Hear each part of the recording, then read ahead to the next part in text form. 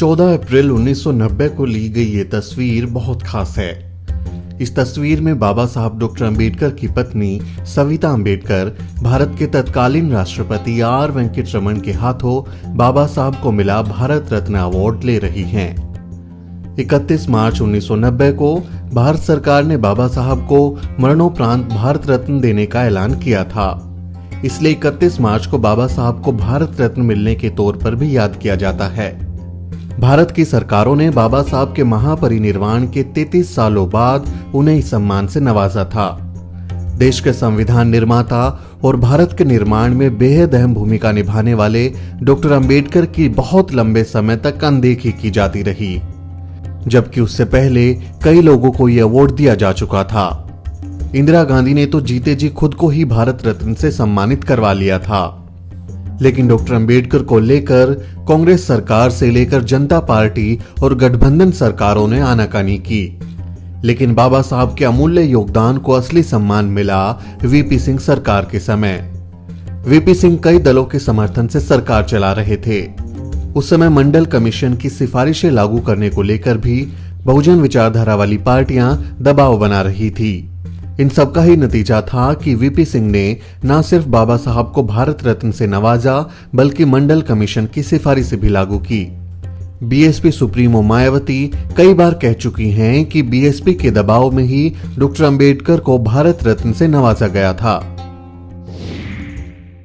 मैं आप लोगों को यह भी बताना चाहती हूँ, खास तौर से जय भीम वालों को, बाबा साहब डॉक्टर अंबेडकर के मानने वाले लोगों को ये भी बताना चाहती हूँ, बाबा साहब डॉक्टर अंबेडकर ने देश का संविधान बनाया और संविधान बनने के बाद तो उनके जीते जी, उनके देहांत के बाद भी तो उनके अनुयायी कांग्रेस पार्टी से वो गुहार करते रहे, अपील करते रहे कि बाबा साहब डॉक्टर अंबेडकर को भारत रत्न की उपाधि से सम्मानित किया जाए।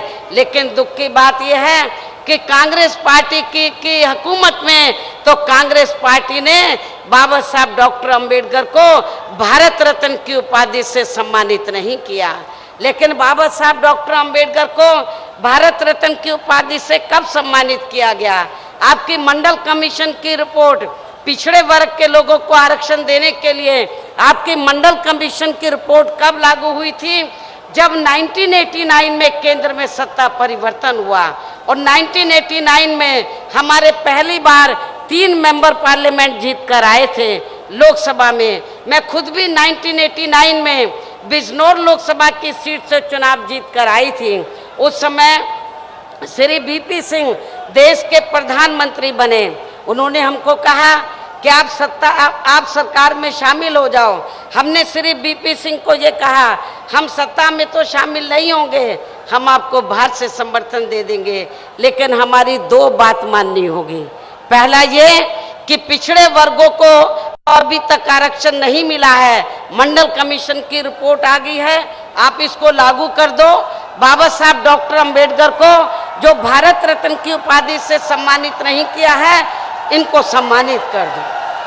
तो आप लोगों को जानकर ये अच्छा लगेगा कि उस समय तो हमारे विशेष आग्रह पर श्री वीपी सिंह ने फिर मंडल कमीशन की रिपोर्ट को लागू किया। पिछड़े वर्ग के लोगों को सरकारी नौकरियों में, शिक्षा में, अन्य और क्षेत्रों में इनको आरक्षण की सुविधा दी और दलितों के मसीहा परम पूज्य बाबा साहब डॉक्टर अंबेडकर को भारत रत्न की उपाधि से भी सम्मानित किया गया। दरअसल कांशीराम साहब उस दौर में बाबा साहब को घर घर तक ले गए थे। हजारों किलोमीटर की साइकिल यात्रा के दौरान उन्होंने बाबा साहब के विचारों को न सिर्फ जन जन तक पहुंचाया, बल्कि देश की मौजूदा राजनीति में बाबा साहब का कद और भी बड़ा कर दिया।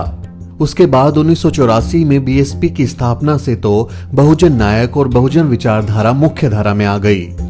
इन सब का असर हुआ कि बाबा साहब को भारत रत्न जैसा बड़ा सम्मान दिया गया।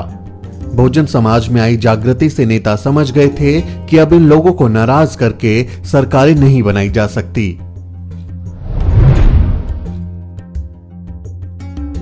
दरअसल बाबा साहब को भारत रत्न देने में हुई देरी के पीछे एक सोची समझी साजिश की बू आती है।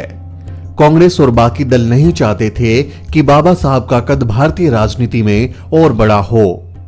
बहुत ही शातिराना तरीके से बाबा साहब को पहले सिर्फ दलितों का नेता बताकर प्रचारित किया गया और बाद में उनके योगदान और महत्व को ठंडे बस्ते में डाल दिया गया।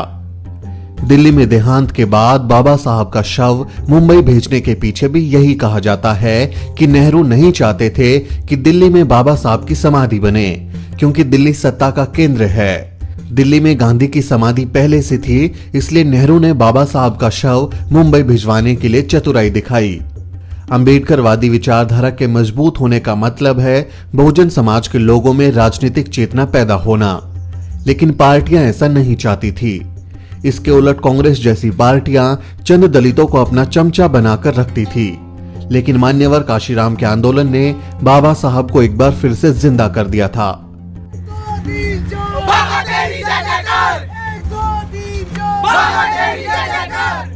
आज बच्चे बच्चे की जुबान पर जय भीम का नारा है और बाबा साहब को पूरी दुनिया सलाम कर रही है। बाबा साहब अब सिर्फ भारत रत्न नहीं बल्कि विश्व रत्न बन चुके हैं।